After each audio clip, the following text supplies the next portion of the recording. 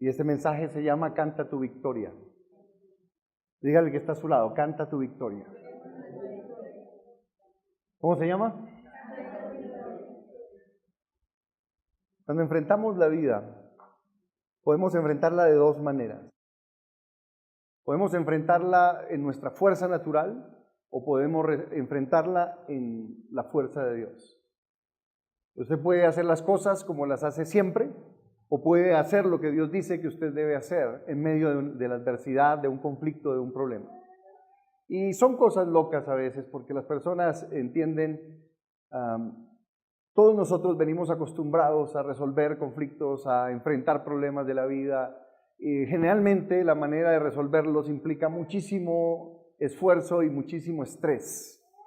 Y cuando estamos estresados, todo nuestro cuerpo se enferma, las circunstancias, vemos la vida gris, estamos angustiados, la gastritis, el colon irritado y todas las demás cosas que vienen cuando usted no está logrando superar las pruebas o las dificultades que está viniendo a su vida. Y Dios nunca diseñó la vida cristiana para que fuera un continuo estrés para nosotros. Dios no diseñó esto. Cuando recibimos a Jesús en nuestro corazón, Él no pensó que nosotros estuviéramos siempre estresados, porque de hecho el Señor Jesús dijo que la gente del mundo vivía estresada y vivía afanada buscando qué comer, qué vestir, con qué pagar las cuentas, los problemas aquí, los problemas allá. En la parte sentimental vivían estresados, solitarios. Y Dios jamás dijo que el plan de Él para nosotros era que viviéramos de esa forma. Y yo me encuentro muchas veces agitado, angustiado, ¿cierto? Porque hay cargas, compromisos, desarrollando cosas, personas en crisis, problemas, la familia y tantas cosas que vienen a nuestra vida. Pero Jesús dijo que los hijos de Dios vivirían con gozo y con alegría en su corazón. Y este es el plan de Dios para nosotros. Y si estás viviendo algo totalmente diferente, si estás viviendo como vivías antes, es porque estás fuera de ese plan y necesitas volver a encontrar la manera de conectarte con la fuerza que viene de Dios, la fortaleza que viene del Señor, para que nuestra vida no sea una agonía o un estrés continuo, sino que sea parte de la alegría de estar contentos porque el Señor está aquí. A eso me refiero. Cuando uno va a ciertos lugares de culto, si han tenido oportunidad de entrar a diferentes iglesias, de diferentes religiones, uno se da cuenta que hay una característica común en todas ellas, no importa sus doctrinas, lo que sea. Y una de esas características es que cuando usted entra, hay algo que se llama solemnidad. ¿Sí? ¿Sí lo hemos notado? Es como entrar a una biblioteca. Usted puede ir hablando y entra a la biblioteca. Empieza a hablar. ¿A cuántos han visto eso? Esa solemnidad. Y entonces las personas tienen un sentido de reverencia, un sentido de respeto y siempre bajan la voz. Y en la religión eso es una realidad. Es una realidad. Funciona de esa manera. Ahora déjeme mostrarle lo que Jesús pensaba acerca de la iglesia. Déjeme mostrarle cómo el Señor creía que era la iglesia y la que Él estaba plantando como quería que fuera. Por favor, acompáñeme. En primer lugar, vamos a mirar un pasaje en Romanos 8:35 al 37. Hoy cantamos una canción hermosa, ¿verdad? A mí tocó profundamente mi corazón. Y dice, tu amor me satisface. Estoy asombrado de tu gran amor. Mire lo que dice la palabra. ¿Quién nos separará del amor de Cristo? Pregúntele al que está a su lado, por favor. Pregúntele. Jale los pelos y dígale, ¿quién te separará del amor de Cristo? Esa enfermedad, esa prueba, ese temor que tienes en el corazón, esa soledad, esa enfermedad, ese cambio de trabajo. ¿Quién te separará del amor de Cristo? ¿Tribulación, angustia, persecución, hambre, desnudez, peligro, espada? Antes, como está escrito, por causa de ti somos muertos todo el tiempo, somos contados como ovejas de matadero. Y antes en todas estas cosas, diga conmigo, en todas estas cosas, otra vez en todas estas cosas, soy más que vencedor por medio de aquel que me amó. Entonces, ¿cuál es el propósito de Dios? Dios nos llamó a vivir en victoria. Dios nos llamó a vivir en alegría. Dios nos llamó a vivir en bendición. Y esta es parte de la experiencia de la salvación. Cuando yo recibo a Cristo en mi corazón, hay algo nuevo que entra en mi vida. Y antes era amargado y ahora me volví cristiano y estoy peor. No, ahora soy alegre. ¿Por qué? Porque tengo un Dios de salvación. La palabra salvación es una palabra que se puede traducir de dos maneras. Salvación implica todas las cosas materiales, problemas y adversidad, y la palabra salvación también significa sanidad en la Biblia. Así que es un Dios que no solo te salva de las cosas de afuera, sino también las de adentro. Y también hay bendición por dentro de nuestro corazón, trae paz al corazón, trae salud a nuestro cuerpo. Así que el propósito del Señor es darnos la victoria. Dígale que está a su lado, sé feliz, Dios te va a dar la victoria. Don't worry, be happy, be cool. Está tranquilo. A algunos se nos ha caído el pelo de tantas preocupaciones. Yo no sé si se cae solo por el estrés o porque siempre nos estamos como rascando la cabeza. Cuando uno está estresado, yo no sé si les pasa. Estamos en esa tensión.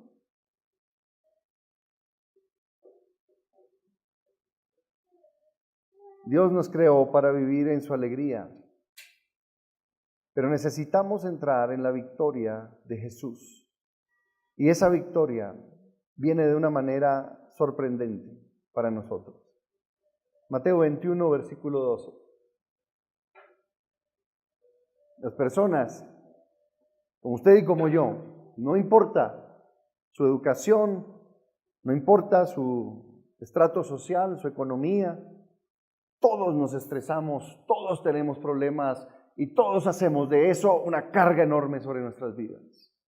Pero Dios vino a decirnos que en Cristo Jesús somos más que vencedores por medio de aquel que nos amó. Dígalo conmigo, soy más que vencedor.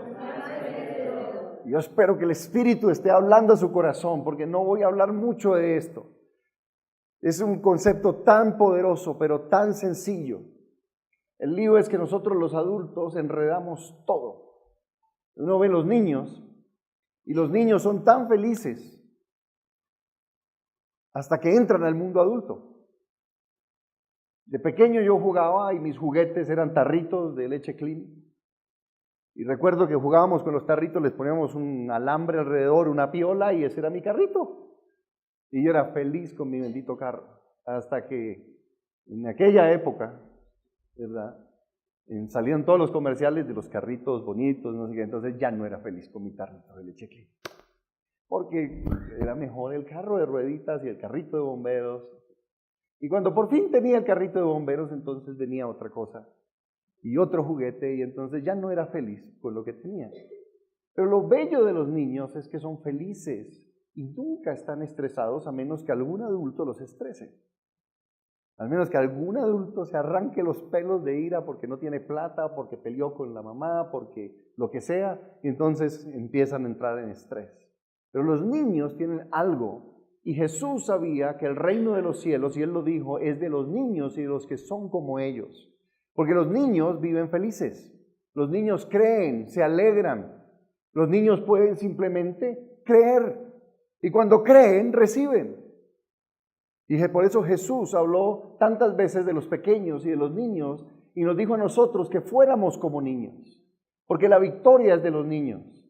La victoria es de los que pueden creer a Dios. La victoria es de aquellos que simplemente obedecen lo que Dios les dice y reciben, porque confían, porque pueden confiar. Es esa naturaleza confiada, tan hermosa de los pequeños. En Mateo 21:12, Jesús está al final de su ministerio, está cerca de la crucifixión y Él está entrando a la ciudad de Jerusalén. La Pascua se aproximaba y había una fiesta que se llamaba la fiesta de los tabernáculos. Y era una fiesta muy bonita porque la gente sacaba hojas de palma, ¿verdad? Hojas y ramas. Y entonces hacían alabanza, construían unas enramadas y por 7 días tenían una festividad que llamaron la fiesta de los tabernáculos, recordando cuando salieron de Egipto de la esclavitud y vivieron en el desierto. Y ellos hacían esta celebración tan hermosa.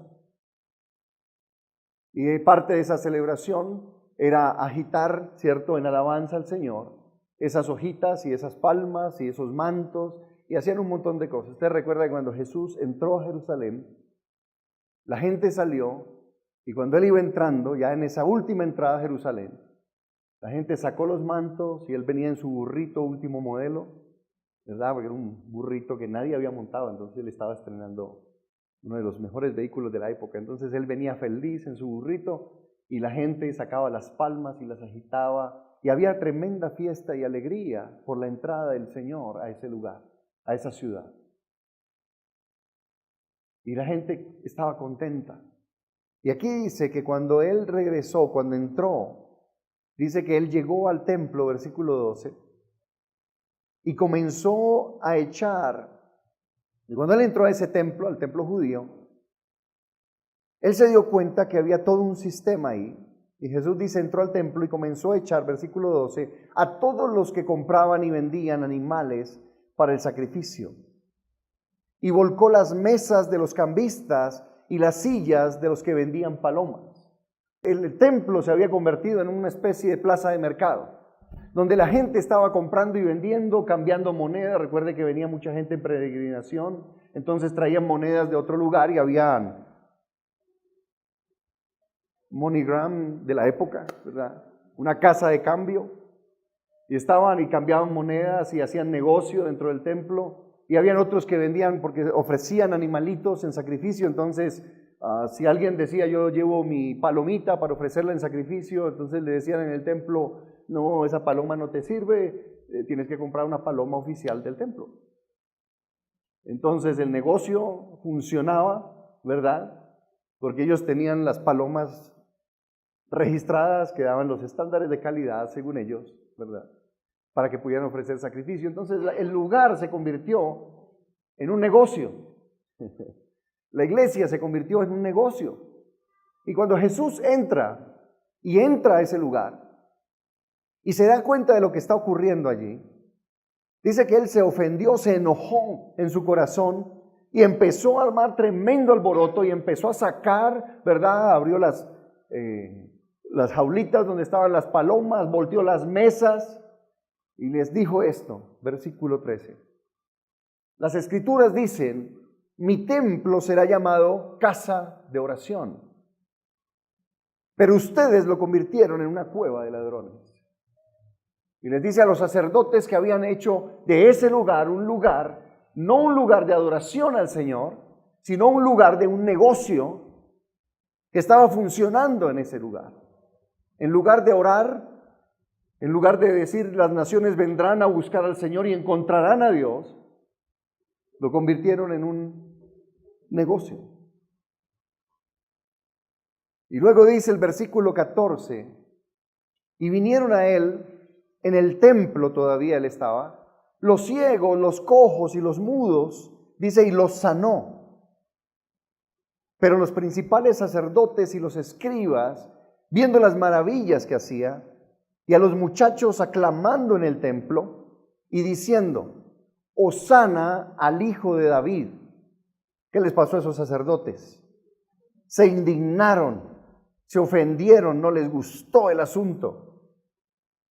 Vieron a los muchachos cantando, danzando. Jesús empezó a sanar, empezó a obrar milagros y había bendición. ¿Y qué pasó con esta gente? Se ofendieron. Estaban ofendidos. Y entonces se acercaron al Señor y le preguntaron, le dijeron, ¿oyes lo que estos dicen? ¿Qué estaban diciendo? Hosana al Hijo de David. Hosana a Jesús. ¿Estaban qué? Alabando. Empezaron a cantar, a gritar Hosana. Hosana eran cánticos. La palabra Hosana es una palabra que significaba Señor, sálvame te ruego. Era una súplica. Pero con el tiempo cambió de significado y en lugar de decir te ruego que me salves de mi problema, empezó a significar te alabo Señor por tu victoria. Y entonces esa palabra cambió su uso a través del tiempo porque la palabra Hosana empezó a significar alabanzas al Señor. Y los muchachos estaban haciendo algo. Ellos estaban alabando. ¿Se acuerdan que cuando Él entró, ellos tomaban ramas y empezaron a agitarlas delante de Jesús? Los muchachos empezaron a agitar esas ramas porque las ramas se llamaban hosanas. Porque con ellas daban alabanza al Señor. Ahora tú tienes un par de ramitas que tienes que mover ante Dios. Haga así conmigo, sus manos. Tus manos dan alabanza al Señor. Cuando usted levanta sus manos, usted está diciendo, el Señor entró a este lugar, vamos a adorarle en su presencia, vamos a bendecirlo. Por eso no nos podemos quedar quietos en la alabanza. Por eso les decía que hay lugares donde las personas entran y en lugar de ponerse contentas, es como si hubieran entrado a una biblioteca. Empiezan a hablar en voz baja. Pero cuando vienes al templo, a la iglesia, entras a un lugar donde Dios no está esperando que tú te quedes callado, está esperando que tú empieces a alabarlo y a bendecirlo y a declarar su alabanza. Y que tomes este par de ramitas que tienes en tus manos y empieces a agitarlas delante de Él y a decirle, Señor, te bendigo porque de ti viene mi salvación. Tú eres mi libertador. Entonces mira lo que ocurrió. Estos hombres se ofendieron, los religiosos se ofendieron y dijeron, ¿oyes lo que estos dicen? Y Jesús dijo, sí. ¿Nunca leíste de la boca de los niños y de los que maman perfeccionaste la alabanza? Les pregunta, eran religiosos. Esto es una cita del Salmo 8, versículo 2. Salmo 8, versículo 2. Voy a leerlo. Jesús cita este salmo y dice, de la boca de los niños y de los que maman fundaste, ¿qué cosa? ¿Y Jesús qué dijo? De la boca de los niños y de los que maman fundaste, ¿qué? La alabanza. Cuando David escribió esto, en el Salmo 8, está diciendo de la boca de los niños, de lo que ellos confiesan, de lo que ellos alaban, fundaste la fortaleza. Y cuando Jesús lo vuelve a declarar, cuando Él entra al templo, y los fariseos se ofenden porque la gente está alabando a Jesús, está adorándolo, está cantando, está saltando. ¿Y qué está haciendo el Señor? Empieza a sanar, empieza a liberar, empieza a bendecir las personas con tremenda salvación. Y Jesús les dice a ellos, de la boca de los niños y de los que maman, hay una fortaleza. Y esa fortaleza es tu alabanza. Escucha. Cuando estás en medio de una dificultad, hay una manera de darle la vuelta a esa dificultad, de cambiar esa dificultad, de salir de ese problema. Hay una manera extraordinaria, pero tienes que ser como un niño para entenderla. No la puedes tener en tu mentalidad de adulto, porque no lo vas a comprender. No hay forma de que Dios opere milagros a menos que tú le creas como si fueras un niño.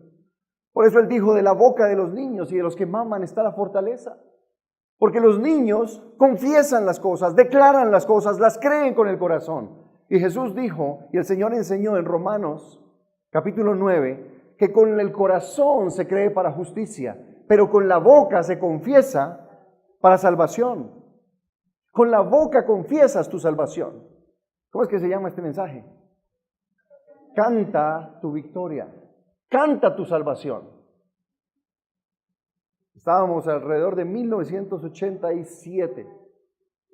Yo me convertí en 1983, entregué a Jesús mi vida en la universidad y empecé a crecer espiritualmente, me convertí en un líder espiritual para otros, fundé mi célula, planté mi grupo en la universidad, compartía de Jesús y de pronto me llamaron los líderes del ministerio y me dijeron vamos a hacer una actividad en Bogotá, yo vivía en Cali y me dicen, yo no tenía ni idea de lo que me estaban hablando, pero vamos a hacer una actividad muy grande en Bogotá y lo vamos a hacer aquí en el Salitre, lo hicieron. Y vamos a tener muchas personas y queremos que tú lideres para llevar a Bogotá un grupo de creyentes y personas que quieren ir al evento y tú vas a coordinar eso. Entonces yo dije, bueno, yo voy, yo lo hago y empezamos y reunimos unos buses y gente se matriculó, pagó su inscripción, aquí el hotel, toda la cosa y vinieron y yo estaba coordinando la gente que venía de Cali. Y yo era un muchacho, no era inexperto, nunca había contratado transporte, nunca había hecho nada. Y bueno, conseguimos unas personas que hicieron el asunto, y hicimos el negocio, pagamos y nos trajeron. Y yo tenía la responsabilidad de esas personas y obviamente de velar porque estuvieran bien en su hospedaje y toda la cosa, de coordinar. Y cuando llegamos aquí estuvieron en el evento, pero a mitad del evento, que duraba como unos 4 días de conferencias, la persona que nos proveyó el transporte empezó a decir, y eso era para un 24 de diciembre, era preciso en los días más complejos de esta ciudad de transporte. Y empezó a decirme, si no me das más dinero, no te llevo la gente de regreso a Bogotá. Y yo dije, tierra, trágame, ¿yo de dónde voy a sacar transporte para estas personas? Cerca, ya el 24 de diciembre terminaba, en la mañana terminaba el evento y la gente salía para regresar a sus casas. Y era el 23 de diciembre y yo estaba buscando como loco quién me hiciera el viaje con la gente, contratar nuevos buses para ir. Y recuerdo que estaba allí en el Salitre y eso tiene los camerinos que están por debajo, los que han entrado. Y yo estaba con toda la carga de este mundo diciendo, y hablé con mis jefes, mis líderes espirituales, y les dije, mire, tengo un problema enorme con este tipo. Este tipo salió muy deshonesto y ahora quiere que les paguemos un extra por devolvernos el 24 de diciembre. Y yo estaba tan estresado, tan cansado, habíamos trabajado durísimo en el evento y no tenía la menor idea de dónde conseguir un transporte. Y recuerdo que amaneció el 24 y no logramos conseguir quien nos ayudara proveyendo los buses para traer la gente de regreso. Y eso nos implicaba a nosotros, obviamente, pagar hotel para la gente, bueno, y todo el transporte, porque nosotros estábamos ofreciendo eso. Y mis líderes me estaban diciendo, ¿qué vas a hacer? y yo les estaba diciendo, yo no sé qué voy a hacer. Yo no tengo la menor idea de lo que voy a hacer. Y la gente que estaba ahí me decían, ellos se enteraron, tratamos de no decirles nada porque estábamos tratando de solucionar el asunto. Nadie se ofrecía a traer la gente. Y recuerdo 24 en la mañana terminó el evento. Yo tenía toda la carga sobre mí, no sabía absolutamente qué hacer. Y bajé, en el medio del evento, bajé a los camerinos y había un lugar solo ahí. Y yo me arrodillé ante el Señor y le dije, Señor, no tengo la menor idea. En 3 horas, a mediodía, termine el evento y tengo un montón de personas que me están diciendo, queremos pasar 24, queremos llegar a Cali, queremos estar con nuestras familias y bueno, todo lo que ustedes ya saben. Y yo recuerdo con lágrimas, yo empecé a llorar y le dije, Señor, ayúdame, sálvame. No tengo la menor idea, yo no conocía mucha gente aquí en Bogotá, la verdad. No tenía ni amigos ni nada.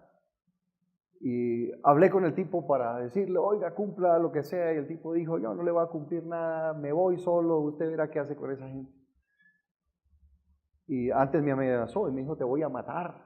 Me dijo así. Yo quedé asustado, que nunca me habían amenazado de muerte.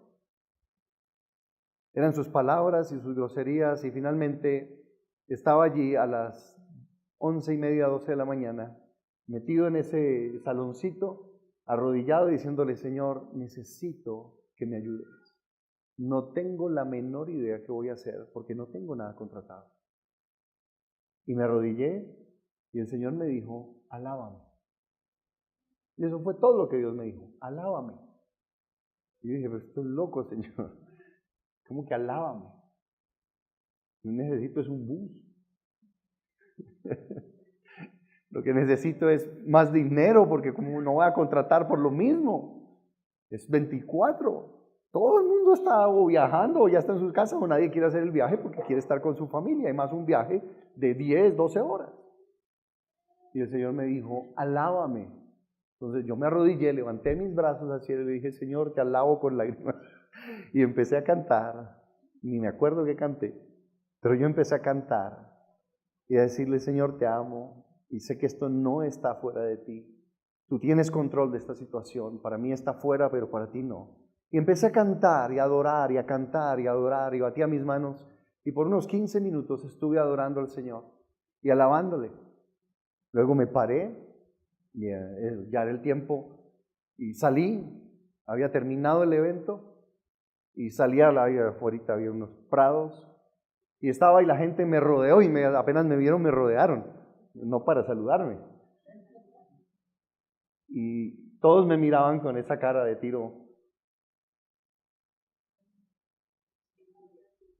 ¿Qué vas a hacer? Yo dije, no tengo la menor idea. Pero tenía paz en mi corazón. Y a los 5 minutos apareció un bus. Llegó un hombre y me dijo, ¿usted es Rodrigo Yepes? Yo le dije, sí, yo soy. Mira, eran las 12 del día. Y era un bus espectacular, mejor que el que nos había traído. Y el tipo me dice, mira, alguien me contactó, me habló de ti y me dijo que tenían un problema. Y quiero saber si todavía tienes el problema. Y yo le dije, ¿el problema es de qué? Me dijo, de transporte. Porque esta mañana Dios me habló y me dijo que llevara a un grupo de personas a Cali. Y tengo aquí para eso tiene una planilla, si no, no pueden salir. Y yo fui esta mañana temprano, madrugué, saqué mi planilla y si me necesitas, yo estoy aquí. Yo no lo podía creer, así de sencillo. Entonces yo le dije, ¿pero tu familia? Hoy es 24 y me dijo, no importa, ya hablé con mi familia y ellos me dijeron que si Dios me había enviado que yo fuera. Un señor, y entonces yo cogí el papel, la planilla, y les dije, ¡miren! Y la gente se vino, y todos inmediatamente se fueron, él venía listo para partir, se subieron al carro, y antes de salir, llegaron del evento, una persona y me dijo, mire, ellos como van a viajar, van a llegar seguramente a medianoche y van a tener hambre, tenemos comida, ¿quieren llevarla? Y tomaron la comida y la pusieron allí y toda la gente empezó a alabar al Señor y darle gracias. Y fue la primera vez que yo vi que Dios hiciera algo sobrenatural sin que yo tuviera que hacer nada sino cantar y alabar. Y Dios empezó a cambiar mi corazón. Yo no creía mucho en la alabanza. La gente cantaba y yo prefiero leer la Biblia. Más chévere estudiar. No, qué pereza esa gente. No, qué guada. Y cuando empiezan a danzar, peor, porque ni bailan, ni saben. Entonces, yo no creí esto. Hasta que empecé a entender, y Dios empezó a abrir mi corazón y mi entendimiento, de que Dios no se mueve por formas naturales. Cuando Dios se mueve entre comillas naturales, no es Dios. Porque Dios no es natural, Él es sobrenatural. Y Dios va a hacer milagros en tu vida cuando empieces a adorarlo y empieces a cantar y a cantar tu victoria y a declararla. Ahora Él dijo, de los niños y de los que maman fundaste la fortaleza. Y Jesús dijo, de los niños y de los que maman fundaste la alabanza. Dijo el mismo pasaje porque la fuerza de Dios y el poder de Dios se desatan cuando tú empiezas a dar gracias, a alabar, a bendecir al Señor. Y no ha sido la única vez que Dios ha hecho esto en mi vida. De manera sobrenatural ha cambiado circunstancias donde yo no las podía cambiar. Hace unos años estábamos haciendo un negocio. Estábamos vendiendo un apartamento y estábamos comprando otro. Y cuando yo tenía un apartamento y quería venderlo, y apareció un comprador, un señor me dijo, yo le compro el apartamento, mire, yo estoy vendiendo mi carro, eso es parte de eso, espéreme 15 días, pero yo le compro su apartamento. Y yo le dije, bueno, hagamos las arras, la promesa de compraventa. Y vino el señor y firmamos todo el cuento, me dio 7 millones y dijo, estas son mis arras. Y como yo estaba haciendo también otro negocio, pues yo cogí los 7 millones y los metí al otro lado de una y dije, esto salió. Entonces fuimos a la notaría. Llegó el día del pago y el señor dijo, aquí traigo la plata. Yo recuerdo ese día porque tenía un montón de plata y la trajo en un maletín. Y yo dije, no, ¿cómo se le ocurre? ¿Por qué no trajo un cheque de gerencia, alguna cosa? Pero él trajo la plata. Y entonces le dije, bueno, hagámoslo. Y cuando estábamos ahí en pleno negocio, sale el señor en la notaría y me dice, ese apartamento no se puede vender. Y dije, pero ¿cómo no? Si yo pasé hace casi un mes, pasé los papeles, todo, ustedes debieron haber sabido. Y digo, no, ese apartamento no se puede vender, tiene una cláusula aquí que dice que es no sé qué familiar, y esto no se resuelve por notaría, tienes que hacer una vuelta en un juzgado y eso demora 3 meses. Yo tragué grueso, el señor no estaba. Y yo dije, ahora este hombre estaba necesitado haciendo el negocio, ya me había comido los 7 millones de pesos, no tenía plata, toda la había metido en el otro lado, estaba ahí líquido. Y yo quedé pálido.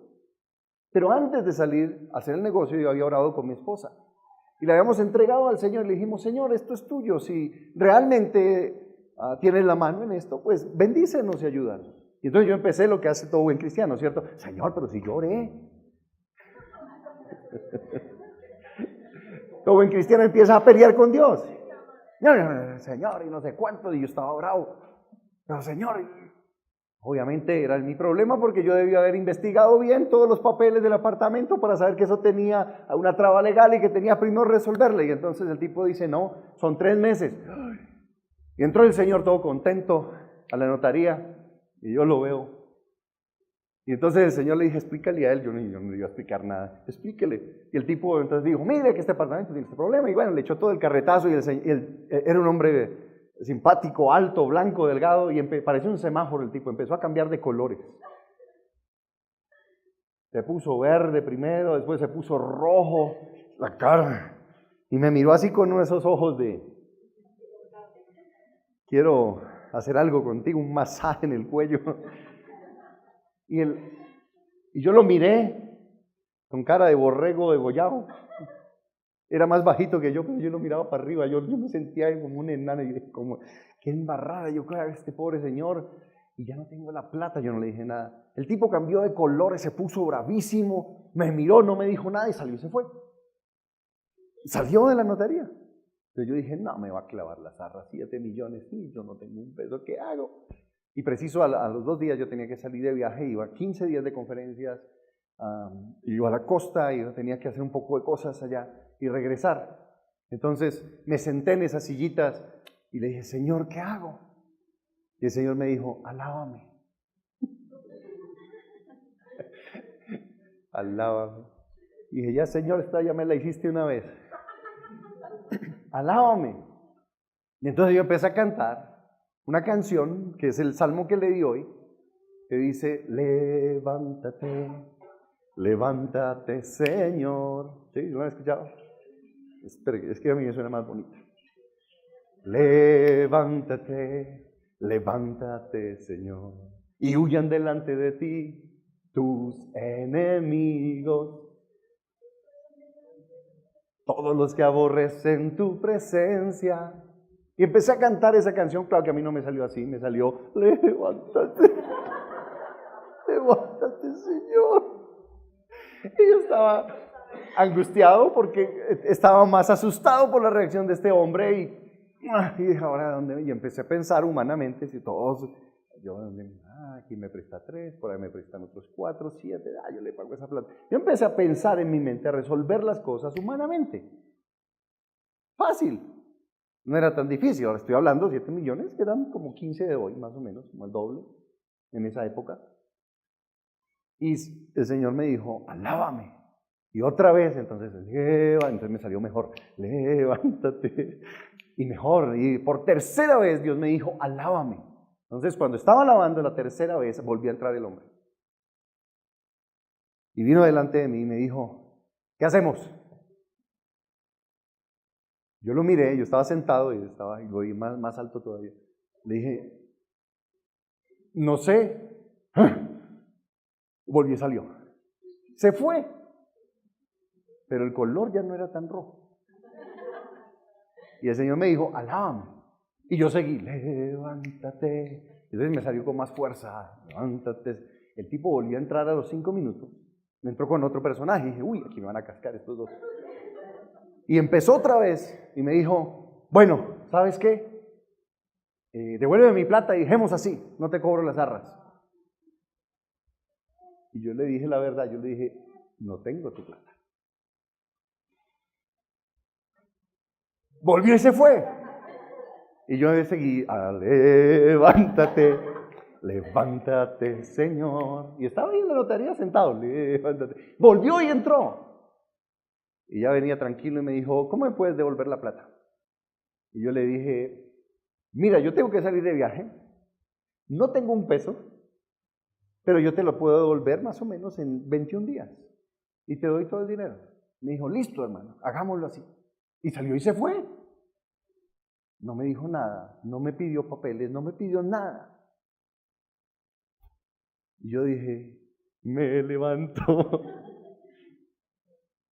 En 21 días, yo fui a la costa y Dios nos bendijo económicamente y reuní el dinero, no tuve que sacar ni un solo préstamo de nada. Y el dinero entró y a los 21 días me encontré con él y me dijo, ¿cómo está? Yo le dije, bien, y el Señor totalmente confiado y tranquilo. Yo nunca le hablé de que era cristiano ni nada, simplemente lo traté con el respeto y le di su dinero y él salió feliz. Me dijo, gracias, le dije, discúlpame porque yo la verdad no sabía.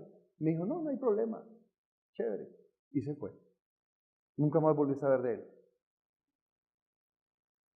A los 3 meses estaba en la oficina y yo necesitaba el dinero del apartamento. Tenía que venderlo. Y yo dije, no vuelvo a ponerle ni avisos ni nada a esta vaina. Ya le había puesto, no le pongo nada y Dios, mándame la persona. Y me llama un hombre y me ofreció, creo que como 3 o 5 millones más de lo que yo había pedido por el apartamento. Y me dice, yo estoy necesitando un apartamento. Y le dije, vea, yo tengo ese apartamento allá. Y me dijo, sí, yo lo vi, pero ahí no dice el precio. Le dije, no, pues yo estoy ahí vendiendo. Le dije, le doy tanto. Y cuando me dijo, le doy tanto, era más de lo que yo estaba pidiendo. Y yo recuerdo porque estaba en una reunión, en ese tiempo tenía un escritorio gigantesco, ¿te acuerdas, José? ¿No? Y estaba en una reunión y era un escritorio tan grande, eran como 5 delante de mí en ese escritorio. Y yo me quedé pálido y le dije, bueno, yo te lo vendo. Llegó el hombre al otro día y le dije, mira, yo ni siquiera había hecho el proceso ese de la notaría, del juzgado, ¿verdad? Con un juez y con abogado y todo el cuento, no se podía hacer simplemente en notaría. Y le dije, mira, el pequeño problema es que este apartamento tiene que empezar un proceso y yo no, la verdad, no he querido iniciarlo porque ni plata he tenido para pagar el abogado porque esto hay que pagarlo. Y me dijo, ve hermano, le adelanto esta plata, pague el abogado y hagamos eso. Y le dije, eso se demora como 3 meses. Me dijo, no me importa, a mí me gusta. Y ni siquiera lo había visto. No lo había visto, lo había visto en foto. Me dio el dinero, hicimos el proceso, y se demoró exactamente 3 meses en salir el bendito proceso, y le vendí el apartamento. La alabanza tiene un poder extraordinario para resolver problemas. La gente no entiende esto.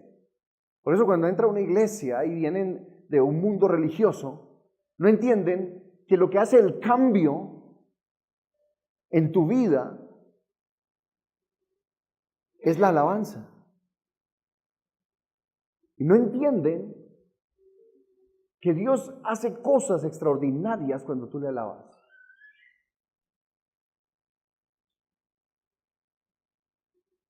¿Qué hizo el cambio? Y si usted leyó el pasaje conmigo y le prestó atención, cuando Jesús entró al templo, ¿qué actitud tenía? El Señor estaba bravo, estaba enojado, estaba volteando mesas, golpeando, diciendo, me convirtieron esto en un negocio, esto es casa de oración y ustedes lo volvieron un negocio. Aquí la gente debe venir a encontrarse con Dios, a encontrarse en adoración con el Señor, pero ustedes lo volvieron aquí un negocio. Y les voltea y les arruina el negocio, por lo menos por un momento. Ellos después organizaron las mesas y volvieron a vender. Pero lo que hizo el cambio de Jesús, y un versículo después dice, Jesús empezó a sanar, a liberar, a bendecir y empezó a hacer milagros en las personas. ¿Qué hizo el cambio? Los muchachos que empezaron a alabar. Y es que hay algo que Dios no resiste, que toca el corazón de nuestro Padre. Y es cuando un hijo de Dios le da la honra, la alabanza y el honor en medio de sus dificultades. Hay algo que Dios cambia en el corazón y tiene que cambiar y tiene que sacar el espíritu religioso de nuestras vidas. Porque es de los niños y de los que maman, de los que creen al Señor, que Él funda la fortaleza. Y Dios toca el corazón de la gente. Hace cambios extraordinarios cuando yo empiezo a alabarlo en medio de mis circunstancias. Cuando tú empiezas a decirle, uy, pero es que este no cambia, y usted en vez de quejarse de la persona empieza a decir, Señor, esta cancioncita me la gozo para ti, te doy gracias porque tú le estás cambiando el corazón y empiezas a adorar al Señor y empiezas a alabar. ¿Te acuerdan cómo le decían a las hojitas y las ramas que batían delante de Jesús? Hosanas. Y Hosana significa, te alabo, Señor, en medio de mis problemas, porque tú eres mi salvación. Y cuando desatas tu alabanza, tu boca, porque con la boca se confiesa para salvación, y empiezas a adorar al Señor y alabarlo, Dios empieza a orar cosas sobrenaturales en nuestras vidas. Porque la fortaleza del Señor entramos en esa fortaleza en nuestra alabanza. Ahora, entender esto, Nehemías capítulo 8 versículo 10 dice, no se desalienten ni se entristezcan, le dijo Nehemías al pueblo, porque el gozo del Señor es tu fuerza. Resultó que la gente estaba reconstruyendo el muro. Jerusalén había sido destruida, el muro había sido echado abajo, era la protección de la ciudad. Y el Señor les dice a través de Nehemías, y ellos empezaron a leer el libro de la ley y empezaron a darse cuenta de todos los pecados que habían cometido, y el Señor les dice, empezaron a llorar, y al leer el libro de la ley lloraban y estaban en esta misma fiesta de los tabernáculos, la misma fiesta, y levantaban las ramitas y construían las enramadas, es la misma fiesta. Y en Nehemías 8:10 les dice el Señor, no, la gente fue a llorar. Empezaron a, ay Señor, hemos pecado, nos embarramos. Y el Señor les dice a través de Nehemías, no lloren, no lloren, no lloren más. El gozo del Señor es tu fuerza. El gozo del Señor es tu fortaleza. O sea que usted cuando ora y llora, no tiene respuesta. Pero usted cuando tiene un problema y ora y danza y alaba y canta, tiene más respuesta. Muchos de nosotros estamos entrando a la iglesia, estamos entrando en adoración, nos arrodillamos delante de Dios y el Señor me decía, no pierdas tus lágrimas. ¿Por qué en vez de llorar por ese problema, no pones un CD y empiezas a alabarme por ese problema? Y empiezas a cantarme por ese problema y a decirme, Señor, te doy la alabanza y la adoración porque tú eres quien responde y eres mi fuerza. Entro en la fortaleza de Dios a través de la alabanza. Y yo he visto mucho en mi propia vida y en la vida de muchos creyentes que solo lloran ante la presencia de Dios. Y está bien, ahí se gastan el rollo de papel higiénico. Pero obtendrían la respuesta si en lugar de llorar entraran saltando y diciendo, Señor, tú vas a hacer algo sobrenatural en mi vida. Tú vas a responderme a través de la alabanza. Y empiezan a cantar y a adorar al Señor.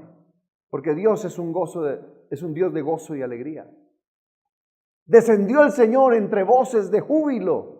Y Dios habita en la alabanza de su pueblo, no en las lágrimas de su pueblo. Dígale que está a su lado, Dios no habita entre tus lágrimas, menos entre tus mocos. Él habita en la alabanza de su pueblo. Y cuando yo empiezo a cantar y cuando usted entre a este lugar, porque hay lugares y la religión es así. En la religión, y todos venimos de contextos religiosos, ¿verdad? Uno entra y calla. Cuando entres a la iglesia, entra a alabar al Señor. Entra a batir tus manos y a decirle, Señor. Los muchachos empezaron a batir sus manos y a decir, Hosana al Hijo de David. ¿Y qué hizo el Señor? Empezó a sanar, empezó a liberar, empezó a bendecir, empezó a perdonar, empezó a traer respuesta en medio de nuestras aflicciones.